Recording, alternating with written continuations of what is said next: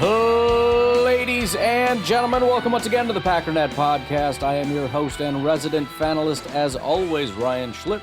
Check us out online, packernet.com. Find me on Twitter, pack_data. Well, first of all, little heads up, we're doing a mini, I guess you can kind of call it a staycation or a stay close to homecation. We're just going to grab a hotel for a couple nights. So, I think that's only going to interrupt one day. And that should be tomorrow's podcast on Monday. So I think, otherwise we should be up and running. But first of all, we got to talk about some of the games for tomorrow. I want to talk about the implications for the Green Bay Packers. Try to be as detailed as possible rather than just kind of ripping through and saying I don't care or I do care. So first of all, I should mention, as it stands right now, if the playoffs were today, Detroit would get the bye along with Kansas City in the AFC. Arizona and Minnesota would be against each other as the 4 and 5 seed. Atlanta and Philly would be the 3 and 6 seed, and Green Bay would be in the playoffs playing the number 2 seed Washington. And so what that means is, if the playoffs were today, the Packers would have to beat Washington and then would have to go to Detroit.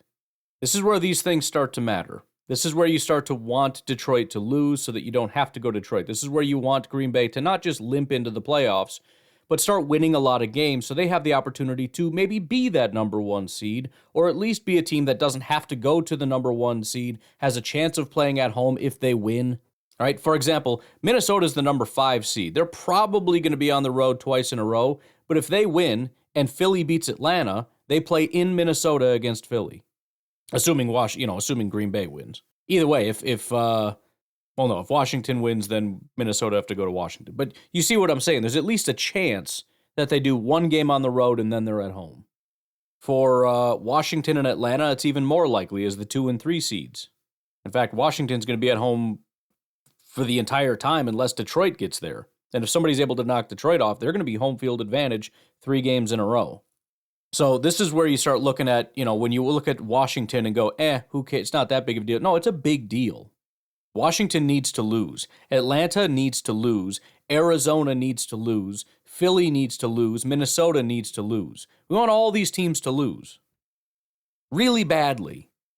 Obviously, the math is going to be different depending on, I was thinking about building my own model of this just because 538 used to have the coolest thing in the world. They don't have it anymore. Nobody else has built it. It's one of those, if nobody else is going to do it, I guess I'm going to have to. I hate to interrupt my current project, but how I get, man. I see that little shiny object over there and I got to go chase it. But as of right now, the odds to make the playoffs, basically a shoo-in for the Chiefs, Bills, and Lions. They're above 99%. It's also a shoo-in for the Ravens at 98, Falcons 95, Texans 94, Commanders 93, Eagles 93. Then outside of the 90s, you have Vikings at 86%, Chargers at 86%. Below 80 is the Steelers at 77. Then you have the Packers at 65, just hanging on by a thread at the bottom there. And then you have a big drop-off. So we are on the edge of the cliff because after us is the Rams and the Cardinals, who are at 44%. And yes, the Cardinals are currently in now, but they're saying that there's less than a 50% chance for the Cardinals, who are in competition with other teams trying to take that spot. Not only the Rams, who are also right there, but you got the 49ers, who are sitting very, very close at 4 and 4. Obviously, they got the running back. There's plenty of opportunity. Even the Buccaneers at 4 and 5 could potentially step up. The Bears at 4 and 4, if they can start winning some football games, which would start this week, which should be an easy one. And then if they beat the Packers, you better believe they're going to be really up there in terms of their playoff odds. Again, I can't do that thing anymore. At least I can't find it where I select which team wins and which team loses and what that does to our percentage. But obviously you're looking at us with the bye week and saying our odds of going to the playoffs can grow this week if things go the way that we want them to go. So why don't we go ahead and get started looking at some of these games. First of all, hilariously, talk about how important all these games are and everything. The first game that is listed, Giants-Panthers. Those two teams are quite literally at the bottom when it comes to odds of making the playoffs. The Panthers and Giants are less than 1%. Giants are essentially tied with the Patriots for 29th, which is just fantastic, considering that's who the Giants or the Chicago Bears are playing. Buffalo Bills, Colts, AFC teams don't super care. Then we get to Chicago Bears and New England Patriots. Now, again, the Bears are currently ranked 22nd. They're listed as having a 10% chance of making the playoffs. That's not good. It's less than 1% for everything else, which is win the division, first round bye, and win a Super Bowl. But if you win this game and go to 5-4, and some other things go your way, which would be any and all of these NFC teams that end up losing, that ends up being good for the Chicago Bears. And they probably are going to win, and they're going to be bumped up from 10%. Might not be a massive jump because it's already going to be calculated in an expectation of beating the Patriots. But it will get bumped up because it'll go from whatever percentage, 72% or whatever, to 100% because they just beat them. Right now, the Chicago Bears, first of all, they are at home. They're 6-point favorites. Looking at our little thing that we've got here between JJ and I, where the heck is the game? Here we go. New England and Chicago. Right now, 6 points seems to be about right. The sort of composite metric that we have has Chicago as 6.27 point favorites. So in other words, that seems about right. In other words, I don't have an expectation that that's wrong in either direction, which obviously, look, we're really going to have to lean into hopefully Chicago is just falling apart. Because there is more talent there than what New England has.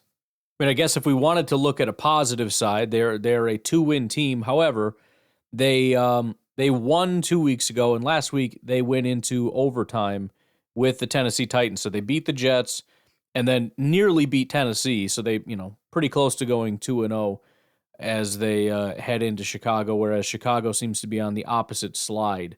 Not that the Jets or Titans are necessarily powerhouses, although the Jets are not. I don't know what the freaking Jets are. Hopefully they'll be able to pull this out. And, the Jets are a division rival.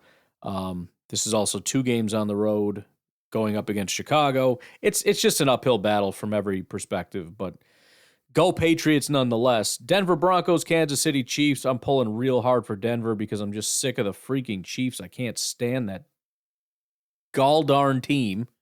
If you just look at PFF grades, for example, they're ranked as the 7th best team in football. Their ability to just win, no matter what, is so annoying.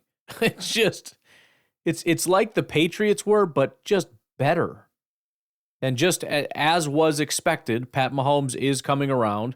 If we look at the quarterback grades, we'll get rid of the guys that haven't played a ton. Pat Mahomes is up to the 7th best quarterback. He was like outside of the top 15. Now he's really starting to turn it on as a passer. If it overall grade, because his rushing grade is a 91, he's actually 4th.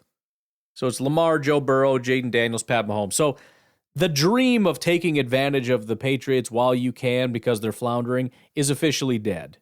It's just dead. Way to go, world. All the while, Brock Purdy's back up to being the 5th best. So he is probably the most underrated quarterback in the history of the NFL. This guy has been a top 5 quarterback like 3 years in a row. I think he was number 1 or 2 last year. And everybody sees him as this putsy little jag-off who can't do anything. And he sucks at football. And he's being carried by all these people who, by the way, all those people were on the teams with Jimmy Garoppolo and everybody else. And none of those guys were elite quarterbacks. But we're just going to pretend Brock Purdy sucks at football for some reason. I have no idea why. Aaron Rodgers is up to 11th. He's been playing a lot better despite the team around him falling apart. It feels like the Jets are basically like the 2018 Packers. Aaron Rodgers playing good football, but everybody else falls apart. Jordan Love is now 21st behind Justin Fields, so that's just freaking the best thing ever. I can't handle the nonsense. At least Caleb is 32nd out of 40, so that's good. Whatever. Kansas City's going to beat Denver, and it's stupid. Then we have the New Orleans Saints and the Atlanta Falcons. This is, I don't want to say it's the first one that's consequential because the Bears obviously matter, but we're getting to the point where, as dumb as it sounds, games like this become even more important than the Chicago Bears game. Again, if the Bears win, their odds of winning the division are still basically zero. Their odds of winning the playoffs are still lower than the Packers. If the Falcons win, because they're currently at 6-3, they have a projected record of 11-6. They're ahead of us in the playoff standings and everything else. They're at 6-3. They need to lose to the Saints. Is it likely they lose to the 2-7 Saints? It's really not. However, as I said before, the Saints just fired their entire staff. That's not a great long-term strategy, but in the short term, it for some reason has a very weird thing where the team kind of just turns it on. I don't know if it's just because they don't know what's coming, because they don't know what this new coach is going to do schematically or whatever. I don't know. But Atlanta's only a 3.5-point favorite. It is in New Orleans. And again, that is becoming a really big game because we're getting to the point of jockeying for playoff position. We're fighting teams like the Falcons and the Vikings and the Eagles and the Commanders and the Lions, maybe even a little bit more than we are fighting the Bears. Now, that may change if the Bears continue to go on winning. Like I said, if they win their next two games, including the Packers, the Bears become a serious problem. Right now, they're not. The Falcons are arguably a bigger issue right now than the Bears are. Speaking of the Vikings, then we get the Vikings, of course, with another easy frickin' game against the Jacksonville Jaguars. It is in Jacksonville. I don't know. Let me check. No, it's going to be the 80s. It's still 80s up there. We're getting into mid-November, and it's still 80 degrees. On Sunday, looks like 80 with some AM showers. So we'll see how that goes. Might be, if there's AM showers and it clears up, that means it's not only going to be hot, it's going to be really, really humid. So we'll hope for something stupid to happen there. Again, Jacksonville, I don't think is as bad as their record. I think they've got a lot of issues, but I think as we saw, their quarterback can be very Jared Goffy. He might just be kind of a check down artist or whatever, but whatever throws he makes seem to be pretty well on the money. He's not, I don't know if you put him in the elite category, but I think he's better. I think he's in the good category, even though a lot of people don't want to necessarily acknowledge that. I would assume Minnesota wins just because that's what they're doing this year. They're winning. They just keep doing it. But I don't know that that's 100%. It'll be interesting to see how Minnesota handles all that heat and whatnot. Packers obviously were terrible in the heat. Offensive line fell apart, especially. The big boys really struggled in that game. But a Jacksonville win would be absolutely huge. Again, the Minnesota Vikings, they are at 6-2 with a projected record of 11-6. Packers, by the way, have a projected record of 10-7. This is based on the Athletic chart. I mean, everybody does it differently. They've got essentially, I don't know, they put together whatever metrics they have and then run 10,000 simulations to kind of come to these different conclusions. If the Vikings fall to 6-3 this week, they kind of fall down into the category that the Packers are at. I don't know how far they fall, but presumably down to roughly the same area that we do at 65%. So that is a big one. Again, looking at the playoff picture right now, they are a higher seeded team than we are, and we can move up that seeding this week pending some different outcomes. Then we got San Francisco and Tampa Bay. San Francisco 49ers away are 6.5-point favorites. Again, it's a long trip out to Tampa Bay, presumably going to be very hot there. It's not very far from Jacksonville, so I'm assuming very similar weather. Tampa Bay is a 4-5 team. They've certainly been struggling a little bit more than I think that they wanted to, and I do expect the 49ers to really start to ramp things up. But I'm hopeful. I am hopeful. The 49ers, similar to the Bears, are sitting at 4-4. If they move to 5-4, they're going to start climbing pretty quickly, and I think when you look at the odds, I think that they're going to climb rapidly because people are going to assume they're going to win a lot of their games coming up. Whether that's true or not, I don't know. They currently have a projected record of 9-8 with a 37% chance of getting into the playoffs.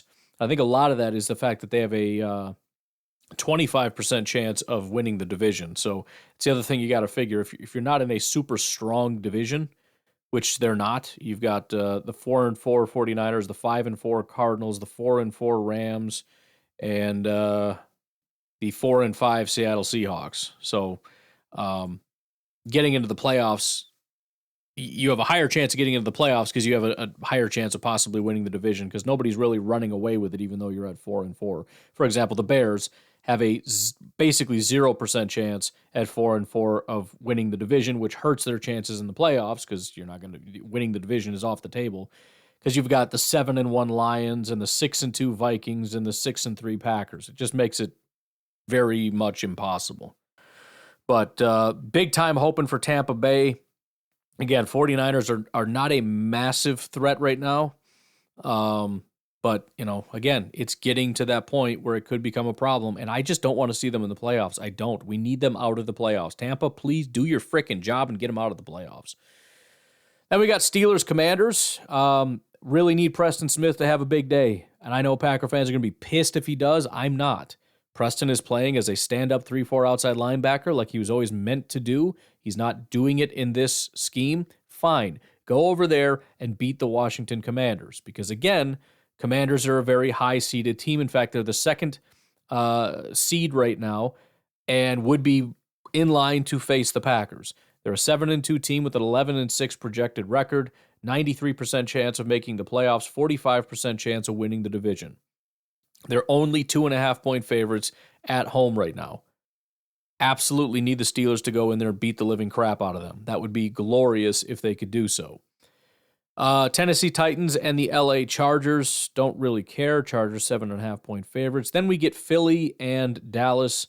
And as much as I am enjoying laughing at the Dallas Cowboys, 3-5, 7-10 projected record, just a 6% chance. It's crazy. It's crazy. They're basically done. Their season is basically over right now.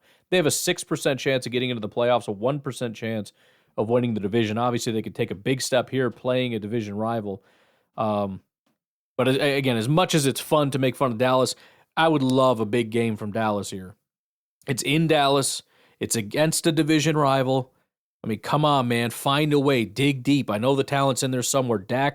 I know Dak has the ability to be something other than suck.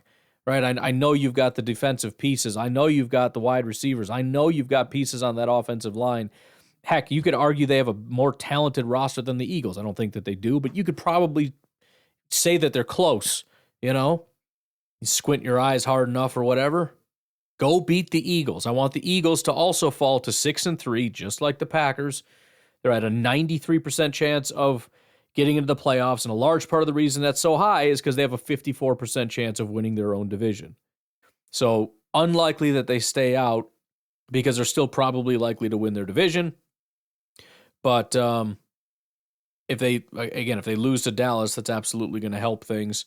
It's actually kind of odd because Washington is in that division and they have a higher chance of winning the division, even though they have a 6-2 record. And again, that's because you're looking into the future. Presumably the Washington Commanders have a tougher road than the Philadelphia Eagles do.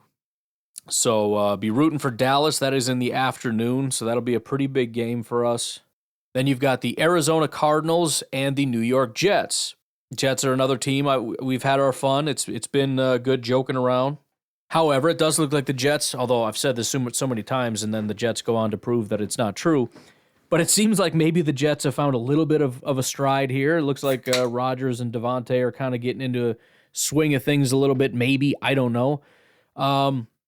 Arizona isn't a massive threat, but they're 5-4. They're 5-4, right? They're right on our heels. New York Jets obviously have nothing to do with us being an AFC team.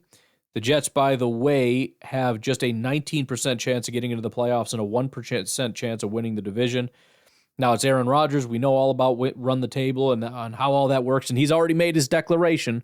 He's already looked at, the week prior to last week when they won, outlining here's how we win and here's how we get in. And you look at it and say, that sounds stupid, but that also sounds like something Rodgers says before they go on a freaking tear and get themselves into the playoffs. They are 1.5-point favorites on the road against the Arizona Cardinals, so be rooting for the Jets in that game. Then we've got the night game. Detroit Lions at Houston Texans. Lions are 3.5-point favorites. I don't think I need to explain the importance of this game. Texans kind of remind me of the Packers a little bit in that you look at them and you go, I know that they're this talented, explosive team, and they do have a good record, but something's wrong. Something's a little bit off with the Texans. They don't seem like themselves. Kind of saw it when we played the Texans, As much as it would be nice to just say they're a super mega elite team and we beat them because we're mega elite-er than they are. I don't know. I don't know that they are exactly themselves from last year, and I don't know that I look at them and say that's definitely a 6-3 team, which is exactly how I feel about the Packers. That being said, I know that they're talented. They are at home, and the Lions also have been squeaking out some wins that very easily could have, would have, should have gone the other way, including last week. I don't think we saw necessarily a powerhouse team last week. We saw a team that didn't make mistakes end up overcoming a team that just kept shooting itself in the foot. Now, maybe the Lions step on the gas now that they're back in their frickin' dome. I know it's in a different stadium, but I don't know that it matters for them. They just like being in a dome environment.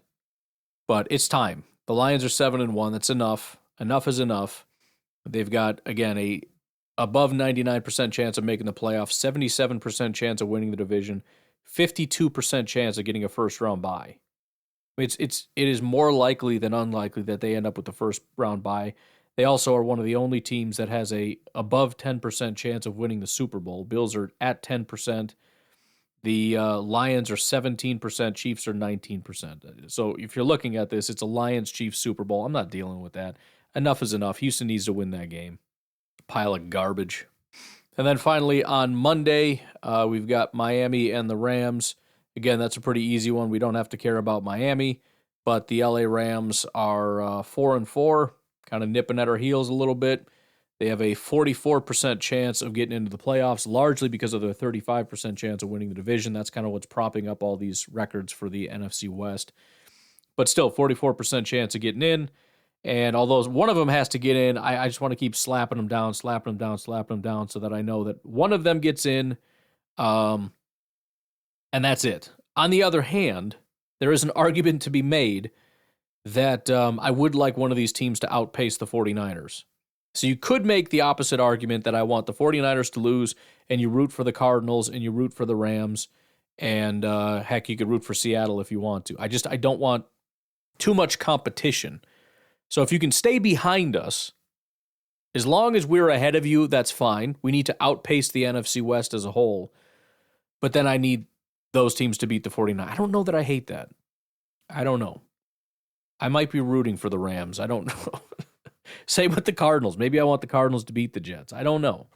I do not want the 49ers in the playoffs. And the fact is, if they can find a way to lose that game, and the Cardinals or the Rams especially end up winning, that's going to really hurt the 49ers' odds of getting in, and I'm going to appreciate that a lot. So I might go that direction. I might be rooting Cardinals, Rams. I just feel better about beating them in the playoffs. I don't want them to be ahead of us. I don't want them to get a higher seed than us.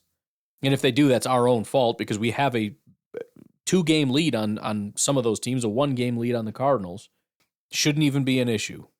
Anyways, why don't we take a break here? What I'm going to do is we're going to kick it over to some of the calls because, again, we're a little bit behind, or we're going to be. And so we'll do some calls, and then we'll get out of here, and I will try to squeeze in a Packernet After Dark after that. We'll see how she goes. But we'll take a break, and we'll be right back.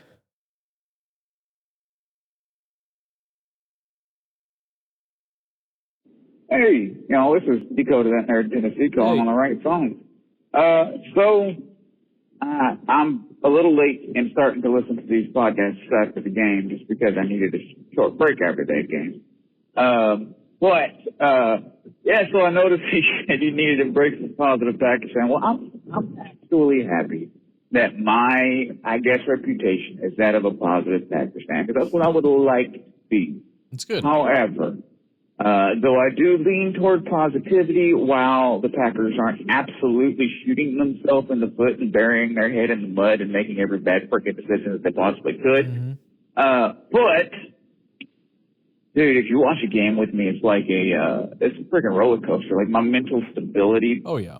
It becomes questioned by whoever watches it with me because I will be screaming, cussing mad, and then I'll see something, and then I'll be happy. Like, right? Yep. At that second. And then, of course, I got a temper. So, like, when I'm angry, it's like, it can be bad. Yeah, I think that's a lot of us. I'm that same way. That's why when I did the live streams, a lot of people be chiming in like, "What the heck is wrong with you? Like, chill out." It's like, bro, this is just how I watch football. Don't talk to me. That's also why I made the rule to not put anything on social media during a football game, because I'm going to be very emotional. I'm going to be very angry. I'm going to say something, and the Packers are going to come back and win, and all my tweets look like, wow, you whiny moron, look at what you said, and then we end up coming back and win. So I say whatever I want during a game, but it's in private. There's no more putting myself out in public where people can see, so that I can come back after a win and be like, guys, just chill out. Like, listen to these callers all upset and we won. Like, bro, you're so stupid. And I was doing the same thing. I don't say that, but I'm just saying. And that's one of the reasons why I don't call in, because if you think exactly. Nate cusses a lot, I just dude, after that pick, yeah, however those words go together, where Jordan threw the ball straight to the thing and the guy again went and ran it 3 yards into the freaking end zone. Yeah, that after running past like 5 of our people, I mean, come on. Anyway, sorry, we're past that at this point. Yeah. So if I called in, and the issue too is if there's something that I'm mad about and I call in, any amount of time it takes for me to go to my caller ID, you're literally on my favorites so that I don't have to search for you. So I go to the favorites and then I hit it. And then that one little ring that happens, and then you come up. This is the Packernet Podcast. You come up in that little bit of amount of time. I'm already on to the next thing. I move very quickly. ADHD is all get out. And I'm trying to keep it Mayberry, right? So if I'm up there cussing my head off, you ain't gonna hear nothing I'm gonna say. It's gonna be one big beat. That's what it's gonna be. Anyway, I'll try to call in. I will try to call in and then yell and say things. And yes, I got to fix my reputation. Though I like it, I got to fix it to what it more correctly should be. Anyway, I'm gonna be listening. I'll probably call in a little bit later. I'm gonna listen to some more podcasts. All right, peace. Yeah, man, it's rough out there for sure. I think everybody kind of has their initial emotional thing, and then there's kind of the post-emotion. There might be 3 phases. There's the initial psychotic phase. Then there's the, I've had a little bit of time to process, but I'm also still very emotional, whether that's good or bad. So it's kind of like I'm processing, but with this revved up thing that isn't super great at processing stuff. And then there's, within the next couple days where you're completely past everything emotionally and you're processing things, and there might still be a little bit of upsetness about things that are going on or whatever, but that's usually the point where you look back and go, dang, I said all that stuff, didn't I? Oh, crap. Hey, it's called that Nerd Tennessee again. Hey. So, not that anybody has time, but if you're actually interested in a little peek. Shut up. Not you. At how I watch the game and why I try not to call in when it's very negative. Just go take a look at my Twitter feed during that game. I said some things. Obviously, I can't repeat them here. That's what I'm saying. Not going to. But yeah, that's generally how I found. So anyway, very angry. Cuss words. Calling them, I don't know, prison words. I don't know. But anyway, all right, peace. No, like I said, that's why I don't do it. I don't go on social media. Or at least I try not to, because I'm just going to say stupid stuff. So I might be in there liking, maybe retweeting, I'm sleuthing, and I've got, I type it out and then delete it, but that's about it. I have to stay off of it. In fact, I'm busy in my house trying to regulate myself, because, you still have to be a dad.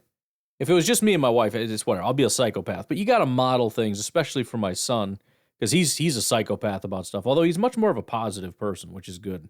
Even though he's like me as far as being crazy, he doesn't get as like hyper negative as I do. Sometimes he does, but not as much as I do, which I'm happy about. I want him to stay on the positive side of things, because it ends up being the slightly more rational side of things. Not always. You can be too positive, but in the second quarter, acting like the game's over, that's a little stupid. And that's me.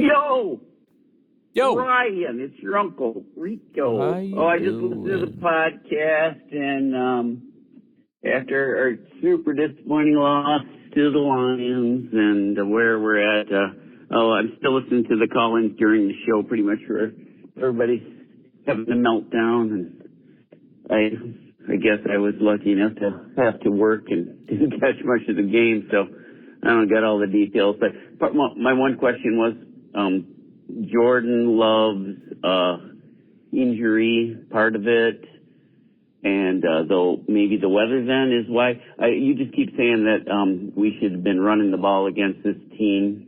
Was it the weather? The only reason I have this question is that it would appear that the Lions' run defense was much stouter than the pass defense. I mean, not because of the game. I mean, because of rankings and stuff. So is that why LaFleur was trying to get Love in the game and make sure he's passing the ball because of the abilities of the defense? I just a question, because you've said numerous times during this podcast that we should be running the ball, and like I said, I didn't get a chance to really watch the game. So did we have success running the ball? Is that your opinion because of that, or like I said, just when I looked up the rankings, they had a terrible pass defense and a pretty highly ranked run defense. So, all right then. Rico out. Go Pack, go. Oh, I have to change my... I was going to say, there's a lot more time left. What is going on? I don't remember saying that explicitly as far as we need to run the ball more. I do know that I advocated for Malik because he would have brought in some stuff. I know other people had called in and said we should have run the ball more. The reason I say I don't remember saying that, even though I tend to agree with it, is... partially because I just don't remember saying it, but I don't know that I necessarily believe that. I think it's probably true. I think especially the amount of times we try to push the ball really far down the field. I know it's important, but in games like this, it can be more difficult. We saw that with the Christian Watson things, where we're pushing it down the field, and for whatever reason, weather or whatever, it obviously didn't work. But I don't know that that's true, so I would be surprised that I said it. Because I don't know what the percentage was. I mean, if we ran the ball 50-50, then we ended up running the ball a lot more than we usually do. I don't know what the numbers are, so it's hard for me to say what we should have done. I don't have as good enough of a recollection. But it's definitely more of a running type of a game. And I also know that it's true that, yes, we had a lot of success on the ground. A lot of success. I mean, if you look at the yards per carry and whatnot, we kicked the living crap out of them. Now, to your point, and I don't know it, I'm not going to look it up, but I will take your word for it for the sake of argument. If it's true that the Lions have a great run defense and a terrible pass defense, it's possible that we saw the same situation again where this team comes in with a game plan and they don't want to deviate from it. I don't know how hard it could possibly be. I mean, I'm not asking you to create a whole new playbook. I'm saying just run the run plays instead of the pass plays. I can't imagine that it's that hard to do, but I don't know what a game plan looks like. I don't know exactly how much that messes everything up. I know they're on there writing on stuff and you're trying to hit certain goals or whatever. Change it. I don't know what to tell you. But again, maybe they did run the ball a ton. I don't know. I don't really know what the numbers were as far as that breakdown, but I do know that running was successful. And I do know that the Lions had a ton of success with short passes while we were out there trying to air it out as per usual, and it was not massively successful. Outside of that, though, I haven't really crunched the numbers enough to have an official position on that. But I don't think I would. If somebody called in and said it, I wouldn't disagree with them. But I just don't remember outright saying we passed the ball too much and we should have run the ball too much. But I don't know the context. And sometimes I say stuff and I just don't know what the heck. I don't know. I change my mind 10 seconds later. Who knows? I don't know. I don't know what we're talking about. Prediction again. I'm pretty sure the Packers are going to go 14-3. Okay? All right. Okay, 14-3. It's getting crazy. All right, Rico out. Love y'all, Packer fans. Sorry it sucks this week. Hopefully it sucks for 2 whole weeks. Well, that's kind of a good thing, actually, that we everybody has, not us, the organization has 2 weeks to figure out. I mean, not that I didn't want to win the game. That would have been awesome. But if we'd have went out on a win with still having problems that need to be corrected, maybe it wouldn't have been such a priority, but we freaking lost. We have problems, either whether we won or lost. Let's fix those problems. We had 2 weeks to figure it out. All right, Rico out. All right, well, 14-3 it is. Speaking of run the table, Packers about to go on an absolute tear. I mean, I can get us a large portion of the way there as far as wins, beat the Bears twice. Some other ones. We'll see what comes out the other side. Yo, Ryan, it's your uncle, Rico. Yo. You ever just, Yes. make the call with a lot to say, and then when it comes time to say it, you don't know what to say? Probably. I'm with you, Ryan. We got to fix this. I got some Packer fan friends that are like, oh, we won that game. Did you see how many yards we racked up and this, that, and the other thing, and blah, blah, blah, blah, blah. I mean, I'm not a total downer on the deal, but, dude, it's not looking pretty. We can't make the mistakes. I'd say we win that game if we make half the mistakes, but I don't even want that. We can't make half the mistakes. We got to quit making all the mistakes. I mean, you're going to make a mistake once in a while. Somebody's going to do something, but what is the deal with the discipline, or what are the drops because it was wet? That's the excuse. Oh, it was wet out there. Well, did the Lions have drops? It was wet for both teams. You can't just keep making excuses, right? And I think that's what you're trying to convey to us listeners, that we need to be positive, but at the same time, we need to hold people accountable, and we need to fix it. Well, John Tavian Wicks, dude, I appreciate your ability to get open, but if you're not going to catch the ball, you're gone. I don't give two hoots if you show up in another team and you catch every ball known to man. You're not catching them in this team, so you're not here anymore. Bye. See ya. Is that harsh? I guess. I don't know. You got to do something. Well, I just had to delete a whole bunch of stuff because I just realized it was doing the stupid frickin' robot thing again. So look, I'll say this again. It's a production-based business. That's what it is. And we can, there's a lot of fans that just refuse to acknowledge that. And how dare you say that about somebody? They've done so much for this team. Fine, then you can have a 40-year-old team. You just have a 40-year-old team because of loyalty. That's not reality. That's stupidity. That's just emotionalism for the sake of being emotional. That's nonsense.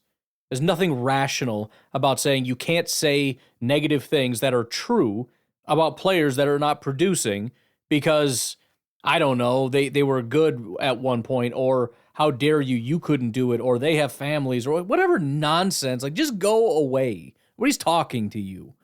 It's a production-based business, and not just from year to year, but from week to week.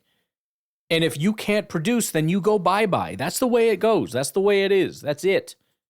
Finito, done, over. Anyways, I don't think your call was done, but I'm going to go ahead and have to, I don't know where we left off on that, and for some reason it wasn't transcribed, so I can't just go find it. I was halfway through Kyle's call here, but I think we even took a break. We're not going to take a break. What we're going to do is just make this an extra long. You know what? Screw it. We'll take a frickin' break again. We'll come back and start over with Kyle. What I had said that got all frickin' buzzy was that we're going to take a break and we're not going to do Packernet After Dark. We're just going to make this a little bit longer. Hopefully not too much longer because I have to keep deleting stuff because it keeps breaking on me. But we'll try. We'll take a break. We'll be right back. Hey, what's up? It's Kyle from Madison. So, Look, I'm hearing a lot about what we do or we don't know about this team, and I disagree, man. I just think Love has played bad. The receivers have played bad. People played bad. What I'm more focused on right now is how upset I am that they let Love play the game. Now, you want to argue, oh, he's fine? I don't think he's fine.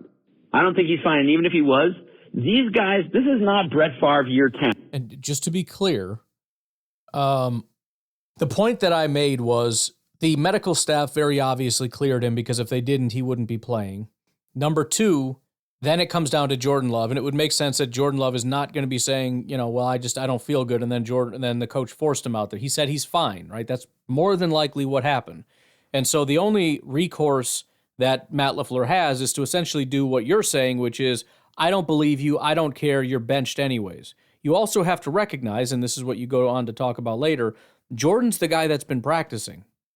Jordan did not practice on Wednesday, but he did practice on Thursday and Friday, so that has been your quarterback for almost the entire time, not Malik Willis. So maybe they shouldn't have played him, but it would have been a really weird and not great decision from the standpoint of everybody, including the quarterback, says he's fine, and you just step in and say, I don't give a crap, sit down, you're not playing, and Malik's going to go play. And then if you lose the game, holy crap, are you going to see a firestorm when they ask Jordan why he didn't play, and he says, I don't know, I was feeling fine, and they just benched me. And then reports all over the world saying that the Packers just benched Jordan Love, that he's good to play. He was not a healthy scratch, but he was just benched from. I mean, this is a very serious decision to make for a guy that is able to play. And this is not Aaron Rodgers year 11. Jordan Love and these receivers are not in the league long enough to deserve or even are capable of having, 15 minutes of practice a week and think they're going to just trot out there and be good. They're not. We have seen how much better this team looks when people are healthy and they're practicing together. These are young players. They have to practice. Okay? And to be fair, again, I'm not sure if you're talking about Jordan or what you're talking about. There was no wide receivers on the injury report at all. So all the wide receivers, all the tight ends, the quarterback, and most of the offensive line practiced all week, with the exception of one day for Jordan. So again, I mean, even if you wanted to take that angle, he practiced. I've just been hearing a lot of so many things like we're going to, Love is just terrible. Everything's awful. He might be. Maybe he'll end up being just awful. But what I do know is none of these guys have been in the league long enough to just skate by, no practice, and go out there. And so much of what we're seeing is exactly the stuff that happens when you don't practice. This isn't Devontae and Aaron who had been doing it for years together who could get away with that. And it just seems to me like the coaching staff thinks it is. Like they think they can just try, you know what? Jordan did a walkthrough for 10 minutes Friday. He's good against the best team in the NFC. It'll be good with a groin injury and a knee injury. No problem. What could happen? I mean, that's what I'm talking about. Dumb picks, dumb decisions. That's all a result also of practice, not having the reps, people running the wrong routes, Jordan not making the right reads. I mean, it's infuriating. Again, I don't even think that really happened very much.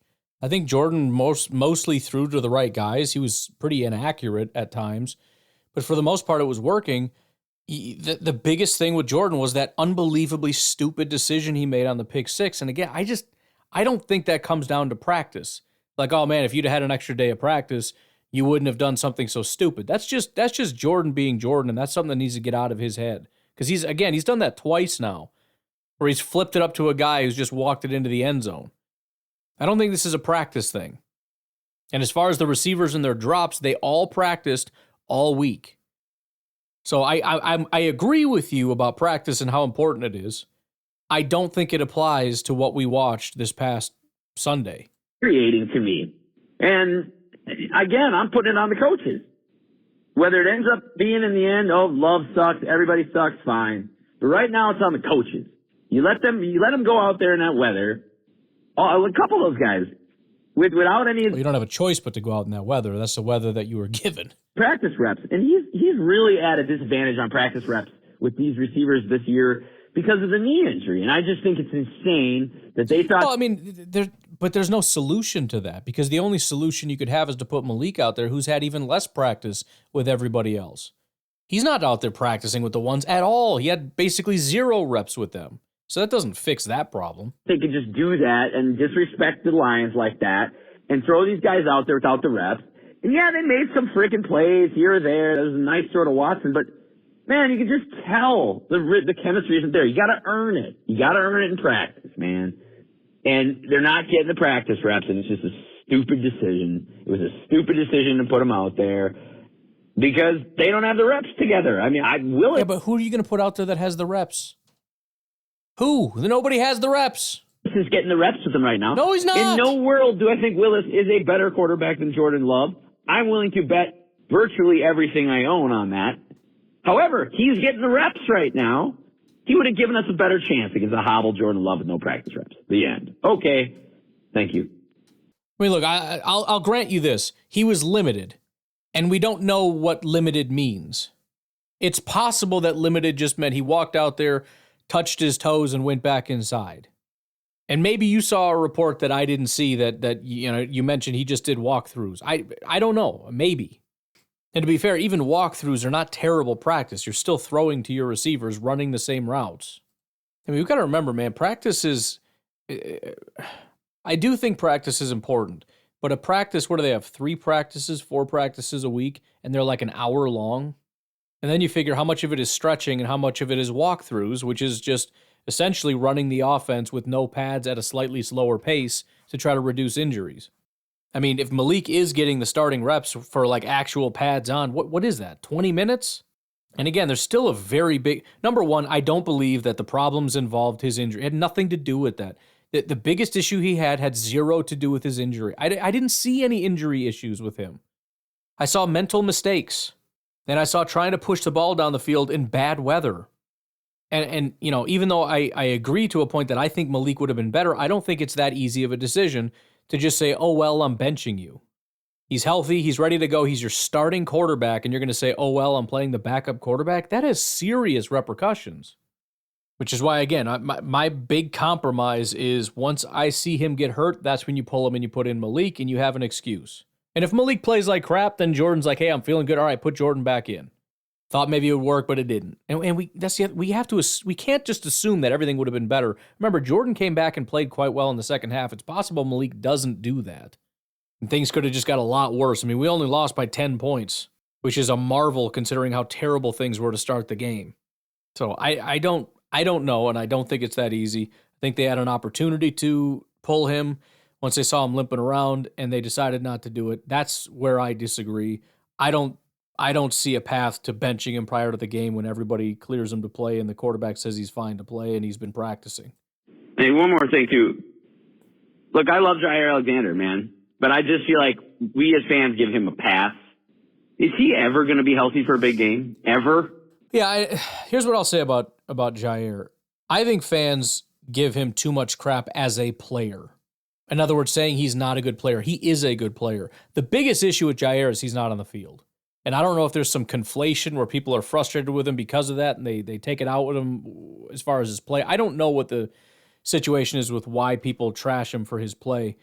But the injury issues have been severe, and I don't know if I realized how severe they were until somebody mentioned at some point that he had played as many games as he had missed, and I was shocked by that. Because guys are always in and out. I'm not really paying attention to who's in and out again. Some people maybe notice that more than I do. I don't know. I just look week to week, like, oh, this guy's in, this guy's out. He has missed a lot of time, and we've had a lot of issues with a lot of different guys having too many injuries, but we need Jair. It's becoming critical, and this has been a bad year for him. He's out constantly this year. Ever. I mean, every freaking year. He played, in Dallas, he played for like 10 minutes, had one of the most awesome picks you'll ever see. Then was gone against the Niners this year. 2022 at home. No, I mean, when's the last time Alexander's been around for a big game? It's been a long time, man. And, I understand that's not something he can decide, but me, you, a lot of us, we criticize players who aren't available. But for some reason, Alexander seems to just skate by. Well, first of all, I don't know. I mean, Christian Watson's the only one that comes to mind that catches a lot of crap for being hurt all the time. I don't know that anybody, like another guy that skates by or skated his entire career by was Aaron Jones. That guy was hurt all the time. Nobody said anything. And I don't mind that they didn't really say anything because it's not really his fault. It's one thing. It depends how we're going about this. Like you're saying, giving him a pass. He doesn't need a pass because he's not doing anything wrong. I guess the biggest question is, what are we really talking about here? Because Jair's a good player. I mean, are you saying we should get rid of him? Because I'll tell you right now, our secondary, our cornerbacks are garbage outside of Jair. You want to cut the one guy that is like a top 10, top 15 corner because sometimes he's hurt? By the way, a lot of guys are hurt all the time. That's how it goes. We got a brand new safety, number 33. Dude's already not able to play ever. And it looks like if I go back to 2023, what can I see here? He played weeks 1 and 2, and then he got hurt. He came back and played week 5, and then he got hurt. Then he came back, played weeks 8 and 9, and then he got hurt. And then he played week 16, and then he got hurt. Then he came back and played week 18, and then it was wild card, and then the divisional round. I mean, he played 63 snaps. I don't think he got hurt, and 53 against Dallas. So if he got hurt, he played almost every snap. But I mean, yeah, that's crazy. I mean, that's super crazy. He played. Let's see, did he ever play more than 2 games in a row? I guess 18 wild card. So he was only there for the closing stretch. The entire season, the guy just was not there. Year before that, weeks 1, 2, 3, 5, 6, 7, 8, 9, 10, 11, 12, 13, 15, 16, 17, 18. So he missed 1 game, it looks like, that year. And then 2021, he played 1, 2, 3, 4, and then he was out until the divisional game, and he only played 8 snaps. So he must have either come in and got hurt or something. I don't know. See, I don't know that it's big games because it seems like he's only there for the big games. But during the season, he's had a lot of issues. So 2020, he was fine. 2021, he had his big injury. 2022, he came back and he played almost the whole year. And then the last 2 years have been really, really rough. So far this year, weeks 1, 2, 3, and then 6, 7, 8 he played, which I guess is not the worst. He's missed 2 games so far, although he missed Detroit too, so that'd be 3 games. Yeah, it's not good, but at the same time, I don't know well, I guess maybe you'll say, I don't know exactly what the solution is, but I mean, you don't cut a guy because he's injured. It doesn't help you, right? I mean, what's the point? Is that just takes his availability from 60% to 0%. That doesn't make you better, right? It's not like if there's somebody we'd rather have, then we would just move on, right? So, I mean, it sucks, but I don't know what else to say other than that. Dude, are you going to play? You going to play eventually? You know? Sorry. I don't think he gets a pass either. I mean, he's never available for these big games. And there ain't much on the cupboard's pretty bare once him and Valentine are out. So I don't know. I'm just saying, love Alexander. When he's healthy, he's, a top 10 cornerback, but man, is that few and far between since, 2020 or whatever. He's just never around. So I don't know why he gets the free pass. Not saying specifically from you. And again, I don't know what you mean by pass. I mean, I don't think I've ever attacked somebody for never being healthy. I know a lot of fans do it. I just see that as unbelievably toxic, and it's almost only Christian Watson. I can't name a single other person, even though there's a ton of people that are hurt all the time. I don't see anything other than pure toxicity, just attacking people for being hurt all the time. What the hell are they supposed to do about it? Like, what do you want to do about it? Again, you're saying give him a pass. What am I supposed to do? Just, by the way, Jair's a piece of frickin' garbage because he's hurt again. Screw that guy. Anyways, on to the next business. I don't know. What am I supposed to do? But a lot of Packer fans give that guy a pass, and it's just like, dude, he's got to be on the field. Otherwise, we need to come. It's not his fault, though. That's what I'm saying. You're saying give him a pass. He shouldn't be given a pass. Dude, you need to be on the field. How is he going to go on the field when he's hurt? How is he going to be on the field when he's hurt? I don't know what he's supposed to do. It's like yelling at him, like, stop being injured. Like, does he think he's choosing to be injured? I don't know what I'm supposed to do about this. Up another plan. Because having one of the best cornerbacks on the bench doesn't do you much. It just looks cool on Madden. Yeah, probably. I don't play Madden. Listen, I think corner is a huge priority for us. That's why, yesterday I went out and dealt with edge in free agency and then immediately went out and got us some corners. Even with Jair, we need help. But at the same time, Jair's going on 28 this year. So next year he's going to be 29 years old and with serious injury issues as a 5'10", 195-pound guy. He's a smaller guy that takes some hits, and he's a violent football player, and it takes a toll on his body. I think he's wearing down. That's just the reality of being a football player. Sometimes your body starts to break down. I think he's given his body. I think he's done a lot for this team, and I think he's battered himself. And I think we're at a cornerback crisis here because we really do, in my opinion, only have Jair. Keyshawn's doing an okay job. I think Valentine is okay. I think we got a bunch of okay. But I think we're a Jair Alexander injury away, which we've seen several of them, of being like, the old Demarius Randall team or whatever, or Ladarius Gunter team, where it's like, he's okay, but you sure don't want him on Julio Jones, as we learned. Like, they can hold down the okay players, but you start getting the Justin Jeffersons and everything else, they're just going to shred you. The Amon-Ra St. Browns. So, look, I mean, this is the way it goes, dude. It's a game of attrition. Guys are going to be hurt. You're going to lose people. This freaking stuff happens. I mean, go look at Aiden Hutchinson. He's out for the year. It's starting for him. You know, that's one injury. There's going to be more. And he's young. It's just going to start to build up. It's going to start to accumulate. I think Jair is. I just think it is what it is, man. He had that one big injury, and since then he's been having some issues staying on the field. And again, he's certainly not the only one. But I also, again, maybe it depends on the injury or something. But I don't know what else to say about it. And again, when you say give them a pass, I mean, I'm certainly not going to attack these guys unless it's something that I think that they're doing wrong. But all I see is Jair going out, playing great football, giving everything he's got. He's one of my favorite players on this team, not only because he's very consistently good. I mean, this is a guy, I think he gets way too much crap. Everyone's, he's not that good. Here are his grades since being in Green Bay since 2018. 72, 72, 91, 73, 80, 76, and so far this year is 75. His coverage grades, 73, 77, 91, 75, 82, 79, 78. He has been one of the most consistently good to very good players the Green Bay Packers have ever had.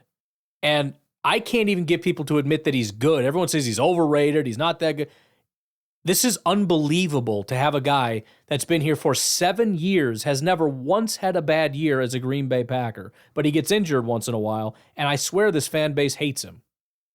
I just don't get it. And yes, I agree the injuries are becoming a problem. That is not his fault. He has battled through injury. He has been a great football player for the Green Bay Packers. I would dare you to go find anybody that has been this consistently good since day one. Devontae didn't even take off till year 3.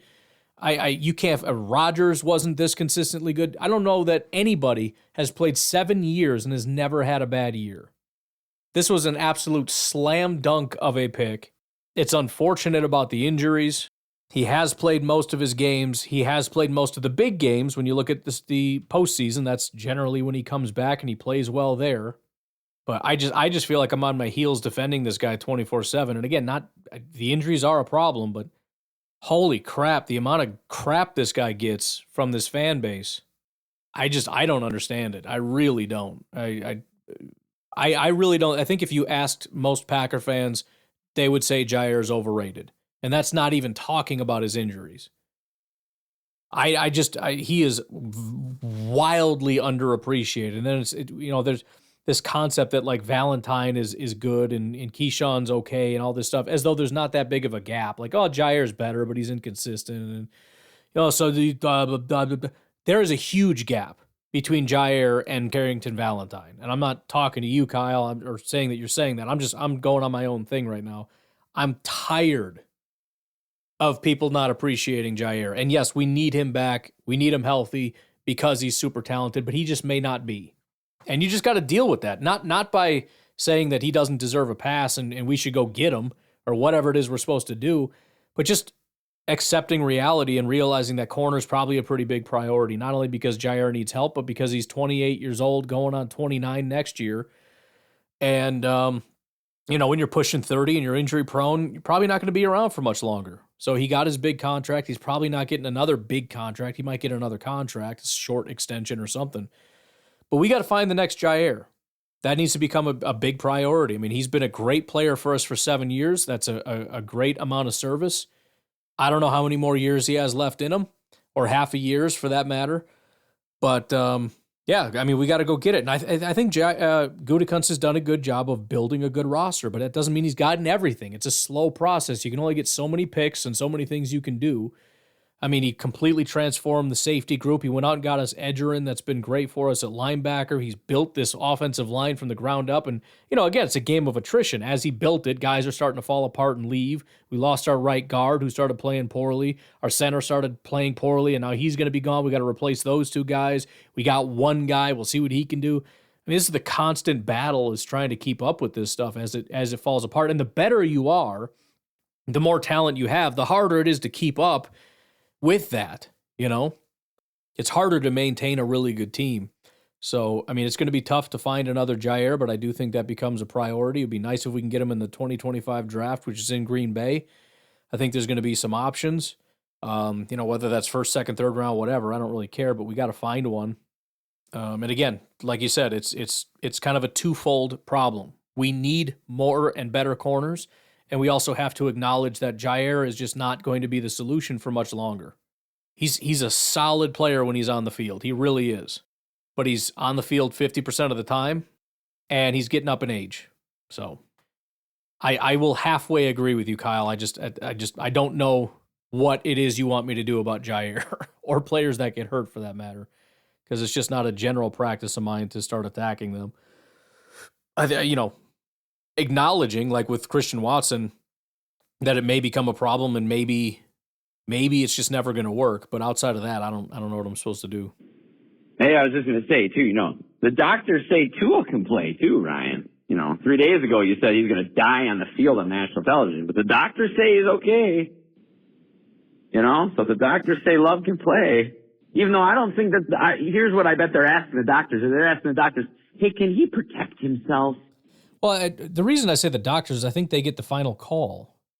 And yeah, they might, again, this isn't about whether or not they're right. This is about you're the head coach. Your medical staff gives him the okay. They say, yes, he can play, and your head coach says, I can play. What are you going to do? Just give him the middle finger and say, oh, well, you're sitting anyways, I'm gonna play this guy? If you want to do that, you can. You're creating a frickin' firestorm on your team if you do that.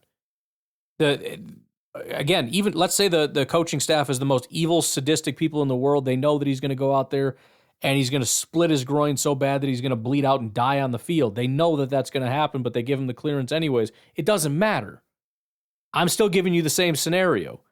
You're the head coach. Medical staff says he's good. You look at the quarterback. Quarterback says, I'm good. I'm healthy. No pain. Ready to go. If you bench him, it's not for a medical reason. You're just benching him. That's the issue. I bet that's what they're asking. Can Jordan protect himself? And again, it's not a matter of the head coach makes the decision based on like whatever weird questions I ask about. No, the medical staff makes the medical staff will shut him down and say he's not ready to go if that's the designation. The coaching staff does not decide medicals. They don't get to decide who's playing and who's not. The medical staff is doing that. Doctors, I'm sorry. I just disagree with you here. I think anybody with a pair of eyes, from like the first throw, he's acting weird on his legs. I didn't see that. Yeah, I just disagree. Now, and again, there's nothing really to disagree with. You can say you thought he looked funny. I don't think he did. Until he started limping. But again, there's nothing really to disagree with. I'm telling you, the medical staff cleared him. And we know that because he played. And we know that Jordan Love said he was okay, because if he didn't, he wouldn't have played.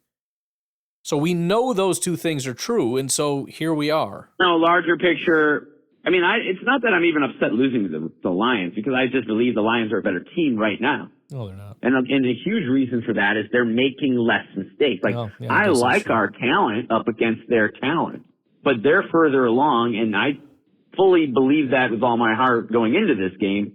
And my anger level about this game really has very little to do with the loss, because I fully expected that, and actually it's fair. I think they're just more disciplined. I mean, if the Packers would catch the ball and stop the dumb penalties, they're going to be a really hard team to beat if they can just iron out some of these problems. But it was the way it went. It was just, I don't know. I mean, I don't got to rehash it anymore. There's plenty of blame to go around. I will say, though, in the origin story of, or whatever, it used to be the championship DVD or whatever at the end of this year, this game probably will serve a purpose. I can't imagine the players are going to be awfully happy watching this film and sitting there for 2 weeks on this one. So, as much as we don't like the way this feels, boy, it's got to hurt.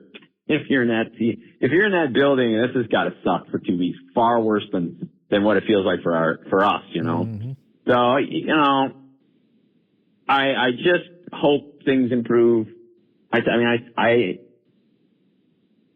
feel like we have people in place to make them improve, I can't tell you I know the future, but last season, games like this seemed like it was just the end, right? And then we'd come back and start playing. So we certainly know they're capable of it. but my God, we're going to need to see it here coming out of this bye. I mean, what are we, 6-3? Not in terrible shape. It's far better than last year, but, you know, they're going to need to come out of this correcting these mistakes, though, because if we're just going to kill ourselves like that all season and all the talent in the world isn't going to make a lick of beans. So.